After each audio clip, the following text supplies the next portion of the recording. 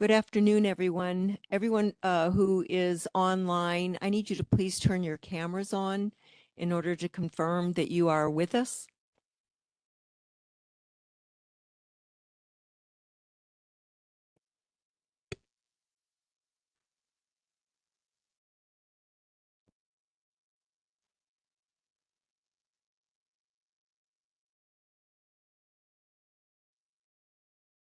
Again, I need all of you to please turn your cameras on. What about the three tops? Off. Thank you.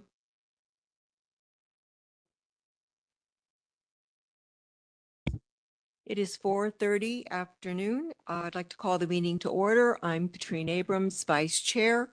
We have 4 public speakers today, but before we begin, I'd like to remind everyone about the rules and procedures for public speakers. But before I do that, Martine has a few words. Hey there. I sent out emails to my staff and to our Arts and Culture Advisory Commissioners, but I failed to include the Public Art Committee in an announcement about one of our staff members. And so I wanted to ensure that we could acknowledge the passing of Gabriel Gonzalez today. Well, he passed on Friday, and many of you have seen him here supporting our committees. And so I just wanted to, one, acknowledge the announcement, apologize to the Public Art Committee members for not sharing that with you over the weekend as I shared it with everyone else, and then invite everyone listening and everyone in the room with us today to share a moment of silence in Gabriel's memory.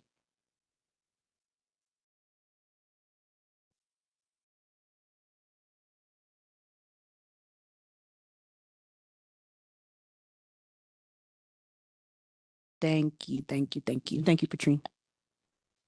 All right, again, before we begin, I'd like to remind everyone about the rules and procedures for public speakers. 1, please state your name and address for the record. This allows city staff the opportunity to do follow-up contact if needed. 2, address comments to the presiding officer rather than the Public Art Committee members or staff. Speakers may not refer to a Public Art Committee member by name. Observe the same rules of propriety, decorum, and good conduct applicable to public art members.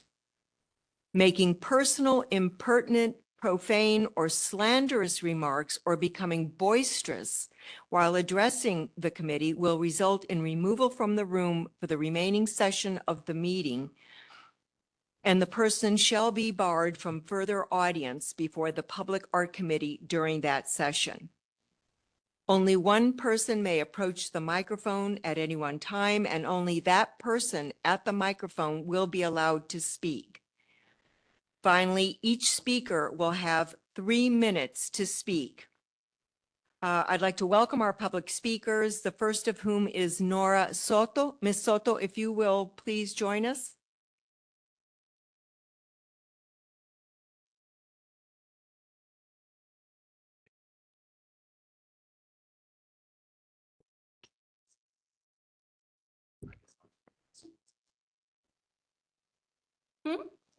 Okay. Good afternoon and thank you. Let me know when my time starts. My name is Nora Soto. I live at 1418 Claude Street, Dallas, Texas, 75203, District 4. I am a mother, an artist, and an advocate for racial justice, language justice, and arts accessibility. I'm here to voice my opposition to the public art installation being proposed for the new police training facility at the UNT Dallas campus. In the simplest terms, I want to say that I do not believe in institutions such as the Dallas Police Department, whose sole purpose is to keep residents in check by using violence, should be the recipient of an art installation. Putting my personal opinion aside, I can point out the many flaws in this project, the first of which can be found in the name of your committee, Public Art. A police training facility is not a public venue. Residents cannot freely and openly walk in and recreationally enjoy the space. How can a private building house a public art installation? I'd also like an explanation as to why the funds for this project are coming from the arts budget and not the Dallas Police Department budget. Was it not enough to drain 1.5 million out of the arts budget during the last budget cycle and to hand over to the police? The proposed cost of this project is so staggering, it is a cartoonish number. $463,000. As an artist myself, I have tried to imagine what on earth could be so costly. Maybe a Sistine Chapel style ceiling, I don't know. What most people don't know, but you and I know, is that the explanation lies in a city ordinance that dictates who gets a public art installation and where the money will come from. I can't name names, so council member for District 3, this project falls under your jurisdiction, as does the new police training facility. I urge you and everyone on this committee to change this ordinance so that only the public adequate spaces are allowed to receive such an important public good. At the end of the day, the public is footing the bill for these projects, and we should be the ones to reap the benefits as well. Thank you.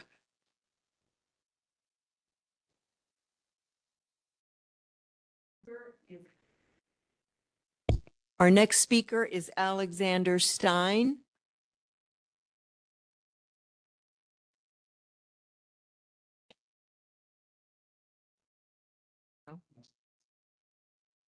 John Putnam.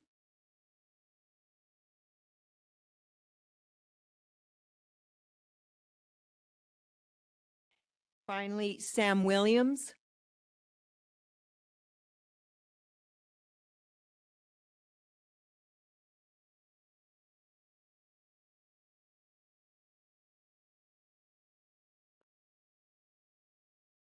Hey, everyone. So my name is Sam Williams from District 9, and I would like to speak on the allocation of public funds for sizable art grants. Specifically, almost $500,000 allocated to fund an art installation at the Planned Police Training and Living Facility on the Union TD campus in South Dallas. Public art pieces should be accessible. If you were to look at comparable grants on the Arts and Culture website, accessibility is a top bullet. Public art installations are critical to livening community spaces and fostering engagement of those spaces with the community that pays for them. Right now, we are at the Latino Cultural Center, where I could walk into an open exhibit next door and observe art available to the public. Before this meeting, I walked around the area and took pictures with my camera. Would I be able to do that unannounced on my day off at a training facility? Cost. Art is a worthy investment. Good art requires time and years of your life. $500,000 is a lot of money, and it should be seriously considered how it's best deployed to serve the public. Like I said, I'm in District 9. You might have heard Skillman Library was closed this budget cycle, and the amount of money denied to keep it open was less than this. I urge you to consider installations that serve residents at that same scale. Locality. In consideration for grants of this nature, I urge this group to think locally. Of course, art is regional and global, but investments in the arts by Dallas funds should be going to Dallas artists. The training facility is planned to break ground in November of this year, but it is not even halfway funded. This is life-changing money that could be allocated elsewhere immediately to Dallas artists, helping to truly keep the art scene in Dallas alive. Consider accessibility, cost, and locality for all art grants. A grant of $500,000 for an inaccessible installation would serve none of these. Thanks. Thank you, Mr. Williams.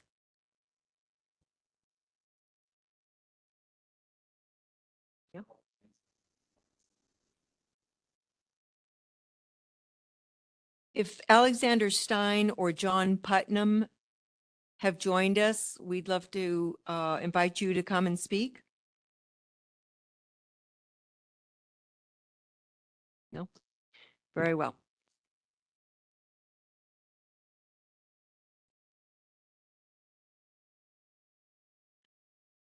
All right. Has everyone had an opportunity to review the minutes from October 7th?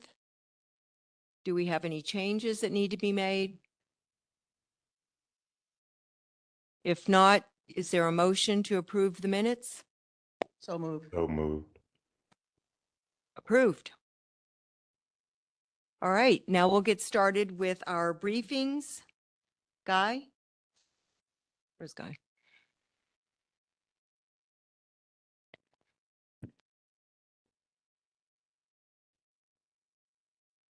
Sure, next slide, 'cause oh, okay, yes. Work is continuing at the Spirit of Centennial. There's two different types of work being done. The sculpture itself is looking very beautiful. We'll be out there tomorrow morning if anybody'd like to join us. It is scaffolding, so we'll have to just maybe live video feed for you, but but it's coming along real nicely, and they've actually started on the mural. So if we go to the next slide. They've started in painting and cleaning up the mural as well. And I'm excited to see this because during the holiday break, they were actually painting a lot of it and filling painting. There's a couple photos of them working up at the very top. They started up on the very top level and will start working their way down to the from fifth floor down to the first floor. So like I said, work is continuing at least through January 13th. Weather's been phenomenal. Actually, tomorrow and today are a little too hot for them, but if anybody would like to go out there, we can certainly make some accommodations for you guys. Next slide. I think I'm done.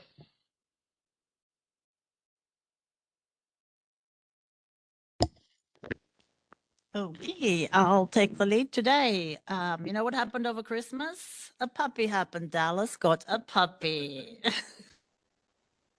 Please. So this is the prep work about a week before she went in. We did it's called the footing. So this is where the sculpture is anchored. So they dig up, they put a concrete footing and rebar in there. And we had to take care of some valves and sprinkler systems in there. So that happened, I want to say first week of December. And then we let that dry. That's next slide, please. So this is what it looked afterwards before we removed the formwork.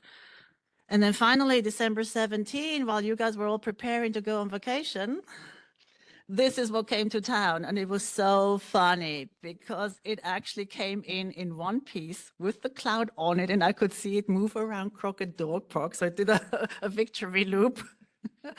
And it didn't go without any mishaps. Of course, it never goes smoothly. So they had delivered a crane that was too small. So we were out there at 8 o'clock in the morning and we couldn't unload. The trailer needed to go back to Wisconsin, but the delivery person had messed up. We found a workaround in the end. We started unload around midday. What that meant is we were out there almost until 10, 11 at night. So you will see in the pictures and it was the only day that was really cold and really, really wet as well. So if you look at, where are we? You jumped one slide. Here we go. Because I need to look here because I can't see that far.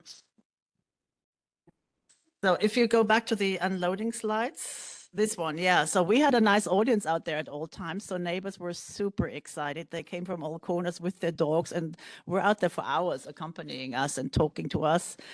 You see it for scale, like you see the man in the middle.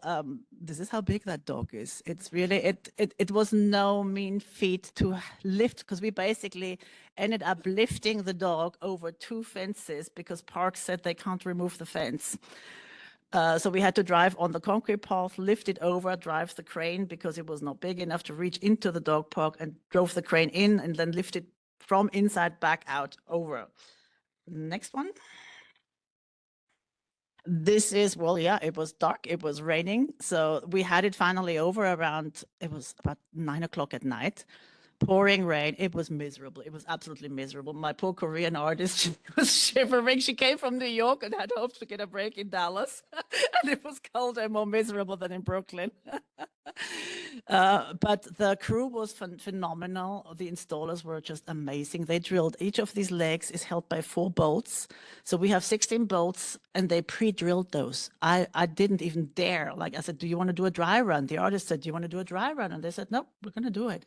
So they lifted the dog on pre-drilled bolts, 16 of them straight on, and it just slotted down like butter. I was so impressed. I can't even tell you. I can't nail a nail straight into the wall, and they put 16 bolts completely vertical into the ground. And then finally around, I want to say 10:30, the doggy was there. We were excited. We were exhausted, but we were excited. And then next one. So that is the next day. Of course, it was sunny, it was warm, it was nice. And that is when we took care of the rest of the foundation. So we have the footing in the middle that goes down about 18 inches. And then to level it off, we basically cemented the dog in. So no one's going to steal that dog or push it over because it's bolted by the 16 bolts and then cemented in to get it level. And we even finished it with aggregate. So the little pebble pieces that you might know from a pool deck. So that is the final finish. They brushed it off, they washed it off. We also put the aggregate on the irrigation lid so that that all blends in and mixes. Next slide, please. And this is then the following day, the unwrapping. I mean, the poor installer guy, he climbed up there. That was a tall ladder. I'm like, I was just glad it wasn't me, to be honest. And then a little girl came, just as we finished, a little girl came running up. That's her, that's Valletta. She lives three doors down. And her father thought his daughter has gone quite crazy because she said there's a dog on a car. And so what had happened is the girl and her mom had seen the dog being brought in 3 days before. And then when dad came home from work, they were installing it. And then he put two and two together and like, okay, my daughter is okay. She's not fantasizing and hallucinating. And the next one. So they are the very first family to take a picture with that dog. So this is, I went out on the weekend just to make sure that, because we had fencing up, that wasn't breached and that people are handling it carefully. It's out there. And you know what? Ladybugs are landing on it. I saw about, that's what the picture in the middle is. There were about 5 ladybugs in December. I don't even know what that means spiritually or you guys tell me, but this is not normal. It's beautiful. It's fantastic. People are excited. 2 of you commented, I put it up on LinkedIn. People are just thrilled by it. And so am I, quite frankly. The artist is happy. We are all happy. We have a dedication planned around this January 30, 31st. We're not sure yet because the council member hasn't confirmed yet. So we will confirm when that will happen, but we're planning to do a 10 a.m. opening probably on the Saturday, 31st, but we will confirm. So that was the excitement just before Christmas. Marion. Sabina, we're gonna name the dog. You know, Somebody gonna pay us $1 million to name the dog.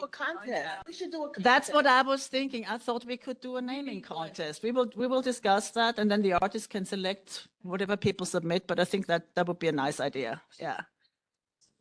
Somebody should pay for that. Yeah. Yeah, because we need to know whether it's a he or a she too, right?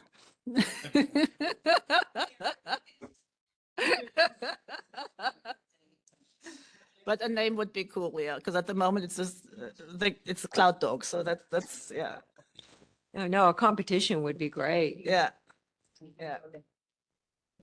Okay, and then I hand it over to Aldis Dallas, I think is the next. Grandma. Okay, so right before the holidays, we were in a flurry of contracting.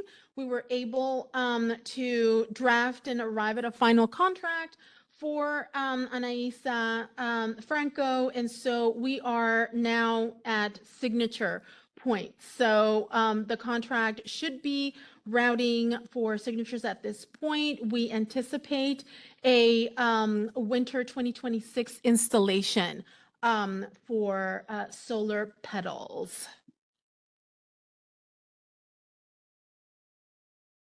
Next slide. Oh, exciting news on Harry Stone. We closed the call for artists on Monday with great success. We had 87 submissions. We are now planning our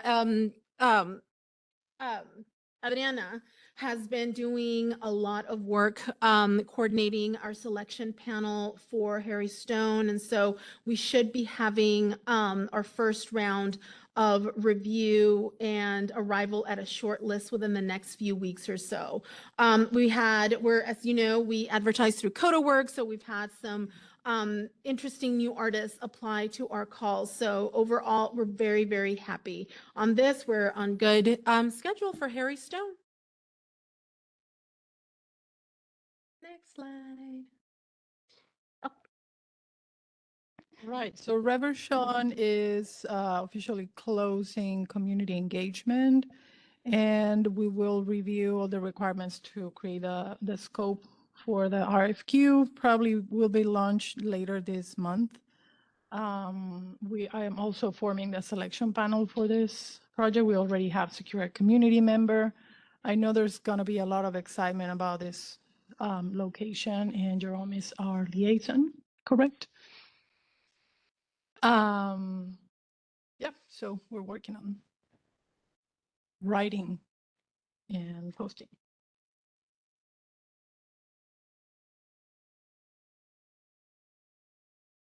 Yeah, no, that's fine. So this is the slide we created for the Police Academy, although it has a very long name, UNTD campus.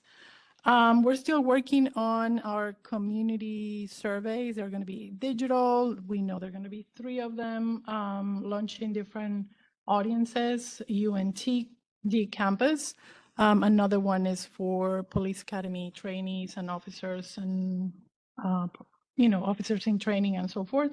And then there's going to be another survey for the community at large. So we know not just from Council District 3, but also from everywhere, whoever wants to participate. So we're waiting on reviews from ACM Lease and ACM Dev, and also from our director of the Office of Arts and Culture. We just want to know that we're asking the right questions to the right people. And this will probably be an invitational based on the nature of the project. So we're still working on details, attending meetings at City Hall. This is a very large project. So officially it'll start later in the summer, I believe. Not the public art project, but the actual project. So we're trying to work with all the parties. It has a lot of people involved. Yes. What does invitational mean? Invitational means we look at artists that have worked with the same scope of work, maybe similar locations, university grounds, and the budget as well. So instead of doing a open call, we do an invitation on which we actually contact artists. We've done a lot of lists of artists based on all those criterias. So whenever it's decided, then we'll do an invitational of how many artists. I don't know. So we try and, we'll try and look through, what we've been doing is we've been making categories. And in fact, CodaWorks is using our request to create a new part of their platform because we want to be able to slice and dice by budget, by kinds of work. We're looking at something that's probably a plaza or something that's more forward towards the road for this project. So we're trying to identify what those needs are, and it's not for sure, but the 2 ways that are kind of specified out in our policies are either invitational or open call. So are we, Invitation out of our database. right, and so I guess my other question is, a lot of those folks in our database are not necessarily all Dallas artists, but are we looking to make sure that we have some Dallas folks included, or? Absolutely. Okay. And so in our, we work hard to make sure that we have Dallas artists in our calls. I have a question too. Lynn, when we were talking about this, and some of the comments that were made by the public, I'm assuming we're going to make sure that whatever is created is outside so that it is in fact accessible. Is that? That is certainly the goal. We've been looking at the architectural plans to try to identify the appropriate locations so that it is accessible. Lynn, is there a reason why it wouldn't have been available to the public? I think that there's just concerns that you think on either side, so, some instances like police headquarters. So for example, the Southeast Police Headquarters, there's something in the floor. So if you walk into the police, Right. station, you can see it. So we want to make sure that this is something that is viewable by the public. So we'll do our best to make sure that. Thank you.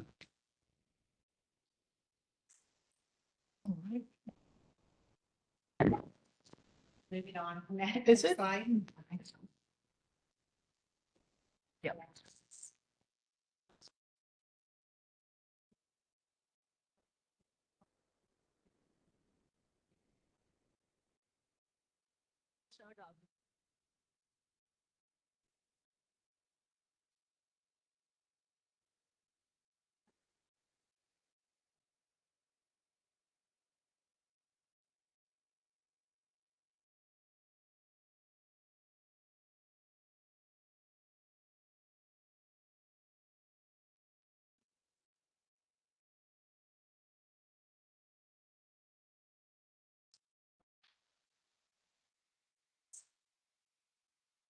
This is Clyde. I don't know if Sabine is speaking on the chimney. I Right, just turned my I- microphone on, so sorry. So, Oh, okay, thank you. I'll spare you the Grinch story, but long story short, so we're in artist selection. We had held a final selection panel just before Christmas. We have not a tie, but the artist selection, the selection panel preferred a proposal by really like a handful of points that has a theme that needs to be further researched. There were more questions from the selection panel, and we're not comfortable moving forward until that those inquiries and research has been done. If that's not to the selection panel's satisfaction, we will move forward with the runner-up. If it will be resolved, then we bring you that proposal in the next meeting. So that's where we are there. But yeah, it was very close. We had 3 excellent proposals. Even the artist from Dallas was fantastic. It's just, it was a really tough competition. Thank you, Sabine. Timeline for that will be summer 2027 is what we're aiming at. Emma? Back to me. We are for Tipton Park, we are in the painting phase of fabrication of the 3 sculptures by artist Peyton Harshfield. We anticipate that she should be wrapping up painting probably February for a March installation of 2026. So we're excited that those are kind of should be reaching about 50% within the next maybe couple months or so that we can start planning our installation at Tipton Park.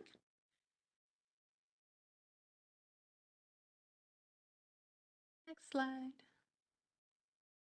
Oh, speaking of, and so our West Dallas tribute artwork, we are currently also routing the contract for execution. We are also planning a site meeting with the Artists Foundation team to review the installation location so that they can start planning for the construction of the foundation, hopefully this summer. We anticipate that Eliseo is very confident that he can deliver our sculpture by the fall of 2026. At the very least, he has committed to working very hard to meet that, to hopefully have it ready to install in and around November of 2026. So that's going to be his endeavor to have that complete there at that point, hopefully for installation in the fall. Next slide. Adriana, hold up for just a second. So one of our speakers is available to speak to us virtually. I'm happy to give him time. Does anyone have any objections to speak? Okay, Mr. Please understand that you need to follow several rules, including stating your name. You have to be on camera. Thank you. Observe the same rules of propriety, decorum, and good conduct applicable to public art members. Making personal, impertinent, profane, or slanderous remarks or becoming boisterous while addressing the committee will result in removal and shall be barred from further audience before the Public Art Committee. Only one, okay, and you have 3 minutes to speak. You can begin when you're ready. Please state your name and address. And is your camera on? John? We need to be able to see you. Hi, thank you for your time. Can you hear me? Yes. My name is John Putnam. I am a member of District 10, citizen of District 10 in Dallas, and a member of the Democratic Socialists of America. And I just wanted to come and comment on the art piece that is going up in the Dallas Cop City at UNT Dallas. I have quite a few concerns.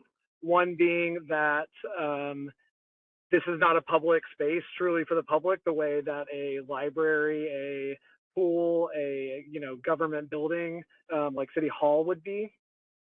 So I'm concerned that one, there is a public art piece at all. It's not public. And two, I'm also concerned at the price tag, nearly $500,000, being very expensive for a public art piece that is going to be put up in a space that, quite frankly, the public can't reach. So that's one of my concerns that I came here to speak on today. I wish that there was some more leadership to say, is this even something that we need to be spending taxpayer dollars on?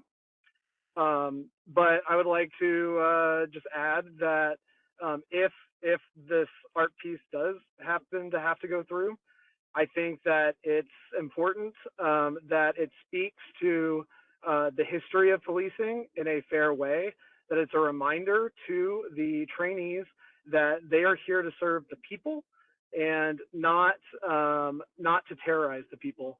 Too often, police focus their efforts on poor, Black, brown, LGBTQ communities rather than focusing their efforts on keeping people safe. There's surveillance, in Dallas, using flocked cameras and drones to surveil people, which is very dystopian.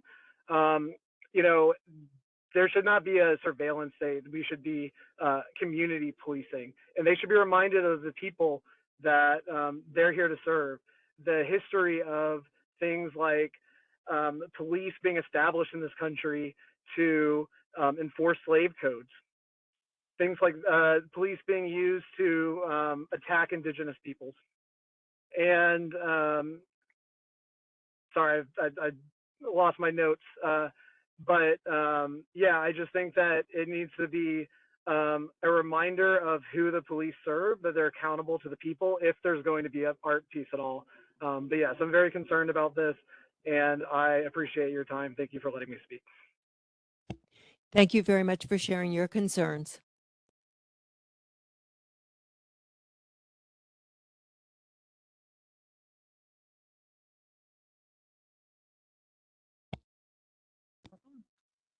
It's okay. Turned it off. Okay, so we are in the community engagement and research phase for Pueblo Park. It's a tiny little park. I'm gonna start my community engagement most probably at Anita Martinez Recreation Center. And when the weather is nicer, although it's kind of nice, I might do also some engagement at Benito Juarez Park, which is north of this location, much larger park than this one. I just want to hear the community and see what they would like to see in the little tiny, pretty park.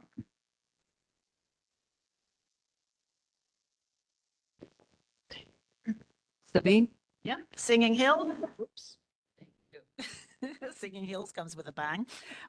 Singing Hills is happily singing along. So next slide, please. We have settled on a color. Everything is in fabrication. So we will have basically the natural gray green of the OPV, the photovoltaics, matched with a magenta pinkish polycarbonate, and then the stainless steel frame. Next one. And we are through with the engineering drawings. So this is always very exciting because that is how we basically time everything. Once they have been accepted by park engineers and they have been accepted, that's when we give the artist the go ahead and the notice to proceed. So she is busy fabricating as we speak. And Trinity River shop. Drema? Yes, the Trinity River Audubon Center, we are preparing to initiate our community engagement there. We're just waiting for Parks Department to really on their end to kick off the construction, the design, share and confirm funding information and final budget for the project. Next slide. Adriana. Oh, I have two microphones. Okay, Cleaver, Cleaver Riley, I don't know if you guys remember the proposal from Carol May in her studio.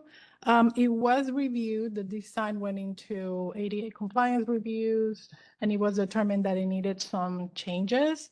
Can we look at the next slide? So this is the maquette of the new proposed bench. It's still titled agave bench. Looks a little bit less than like an agave, but it's still, very much into Carol May style, which is lovely. And now it's been reviewed, everything has been approved, and now she's working for with the engineering drawings to be submitted this month. So everything is going according to the timeline and the SOP that we established.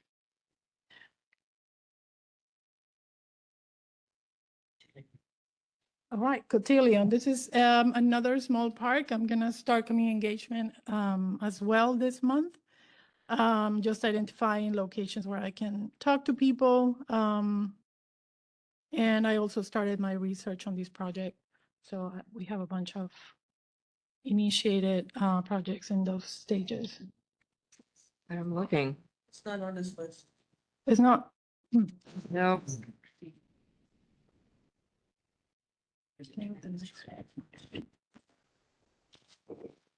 Okay, and next me, Forest Green. I get to do all the fun stuff this winter. We had in November, I want to say end of November, we had the artists in town flying in from Poland via California. They were installing over there, so they took the time to come to Dallas and check out the site for themselves. And as it happens, they had a great suggestions. Next slide, please.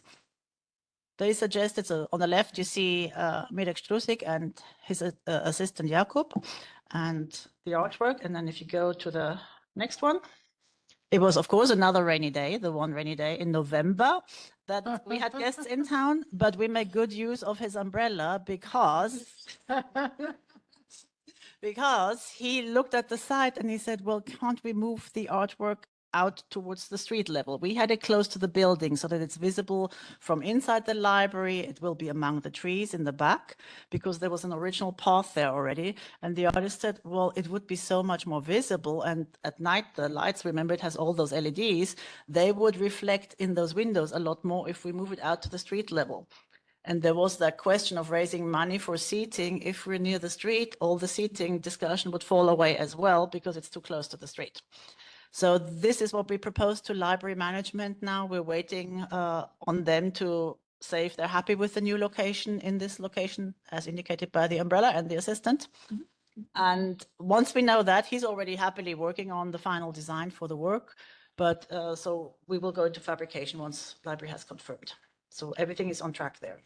Sabine, I have a question. So which photo shows where his suggested location? The umbrella. Each photo has an umbrella or an assistant Is with that an the umbrella. thing sticking out of the, The big Yes. black stick there. okay, so that's the same location, but Yes. two different shots of It's it. just from different. Got it, angles. got Yeah. it. Thank you Yeah. for that clarification. So for visibility, that would definitely be, as people drive by, a lot more visible. The other one would be more subtle, but if we got the seating, it would be a bit more under the tree. There were concerns about trimming the trees. The commissioner was really, really concerned. We're not touching the trees, but as they grow, they would need to be trimmed. So this location would get us out of the trees, we wouldn't need seating, and it would be highly visible. So it's a win-win.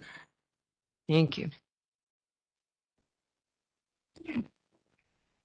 All right, so we closed our open call for Willoughby Johnson, and we already had our first meeting with our selection panel. We have selected a short list, and they're currently working on design proposals.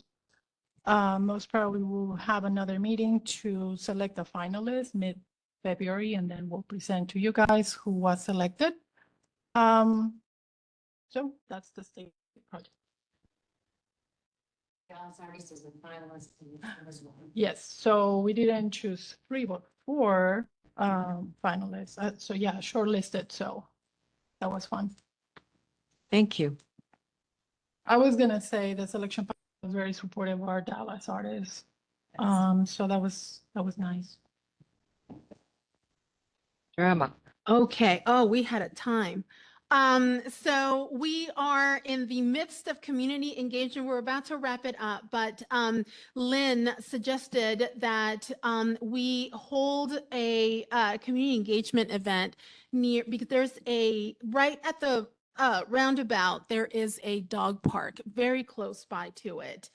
And Adriana and I just had a lovely hour and a half out there engaging with some of the puppies and the dogs. And we just, I mean, that's quite frankly, in my 20-something years of doing this, the best community engagement time I have ever had. We did get some responses. A lot of it were conversational, so we did get a feel for what the community is looking forward to. We already also previously to that held a community meeting at Campbell Green in October, where a few neighbors shared with us the need to slow people down around that roundabout. So we are now I'm in the planning stages of a meeting with transportation to brief them on the status of this project, and hopefully get from them a project liaison from transportation so that they can assist us with remediation of the actual site and maybe some solutions to slowing down the roundabout traffic, because they fly through there. So art is going to do what art does and solve many problems in society, including speeding around roundabouts.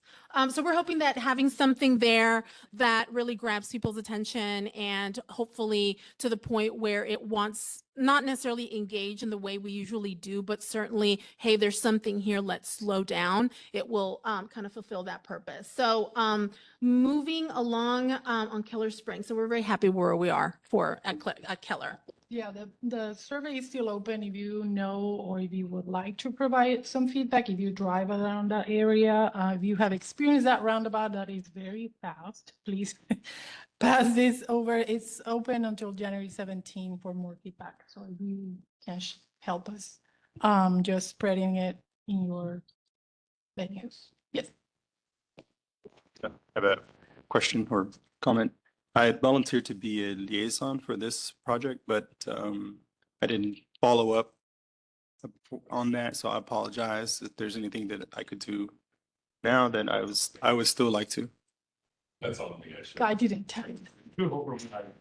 When I transferred the project, so. Okay, thanks. Thank you. But we'll make sure to include you once we're in selection panel and all of that, so that you'll be briefed and participate in that. So, and we'll share updates, et cetera, as we usually do. Okay, thank you. Oh yeah, we're still early. We're in good time. Thank you.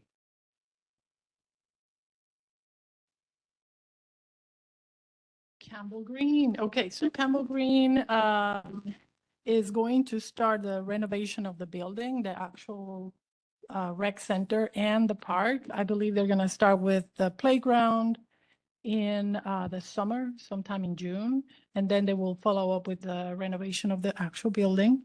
So we're hoping to have a mural, most probably, project.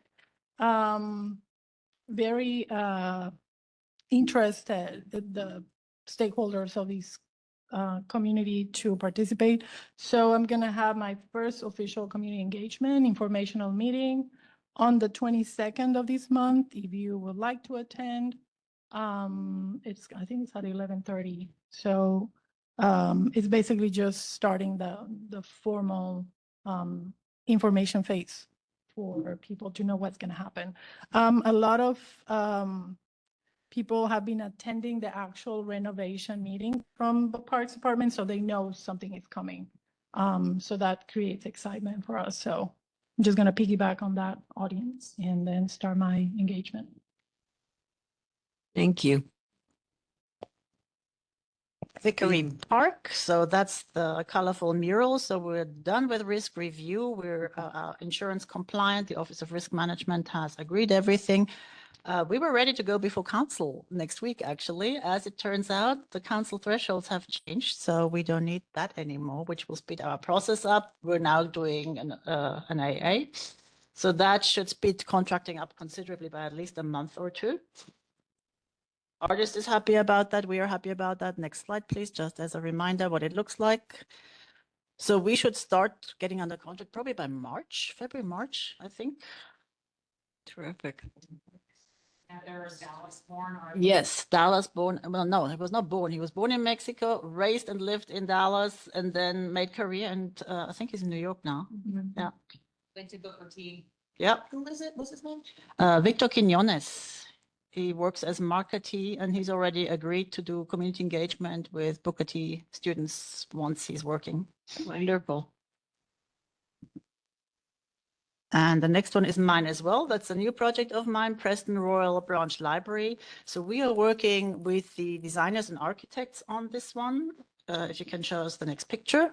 This is what it looks like now. It's a mid-century building. It's been neglected. So it really, really needs renovation. They're redoing everything on the inside, but keep the architecture in place.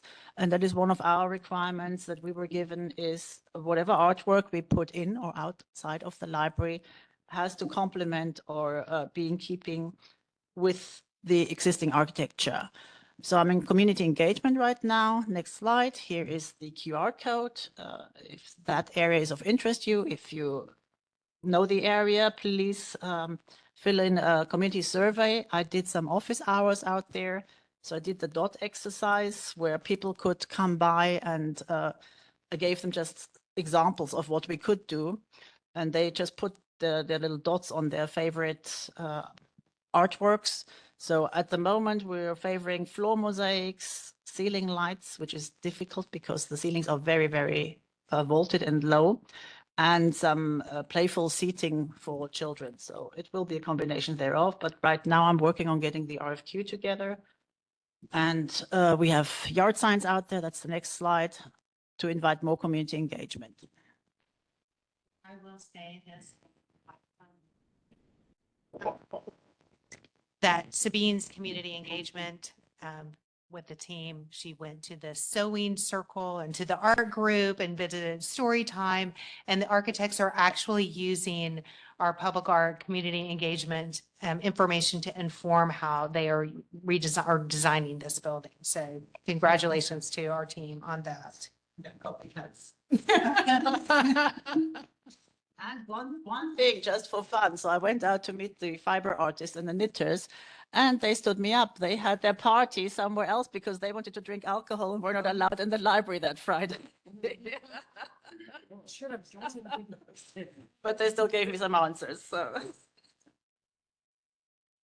Good drama. Okay, and so after a couple of false starts with Walnut Hill Recreation Center, we are now game on. The artist is redesigning. If you'll recall, we wanted the artist to redesign the artwork so that it would be more responsive to current community engagement and responses and feedback. And so she has agreed that she wants to do that. And so she will be working on that throughout January, February, and she should bring something back to us with an updated proposal, an updated design, and an updated estimated budget for the Walnut Hill Recreation Center. So hopefully, maybe not in February, but certainly in March, we should have something for you all to look at as an update. Chair, just quickly, Julie Owsley and Elisea are both Dallas artists, just to beat that drum a little bit longer. So I apologize, 'cause I think I updated this slide before knowing Campbell Green Information Center is already set up for the 22nd of January. The rest of the projects are still in, community engagement planning, so we don't have dates for them. And again, we're waiting for the Police Academy project surveys review, so we can launch them into the public. And again, if you would like to pass around the roundabout, Keller Springs and Preston survey is still out there. Thank you.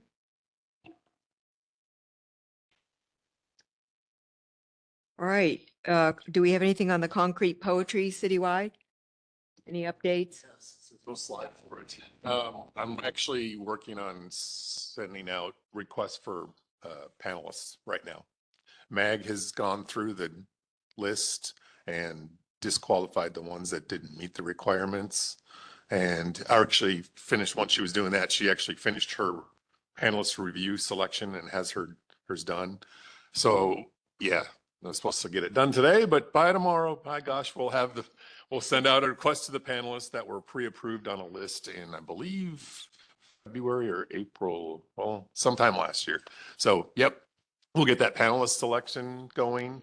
There was 120, I believe, submissions. MAG knocked it down. I don't even know what, I think I want to say about 80 are actually qualified for the list. So it's a substantial list, but the good thing is it's a poem and it's fairly efficient and fast to read through. So hopefully we'll have some good information for you guys by next month.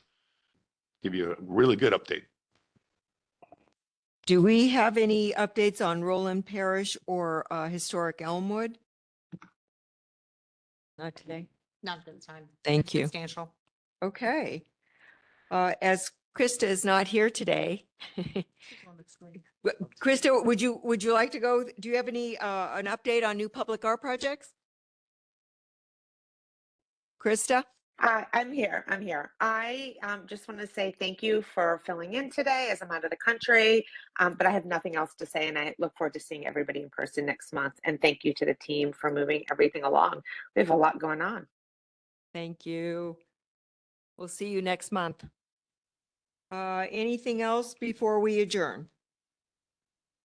Our next meeting is scheduled for February the 3rd at 4:30 p.m. as always.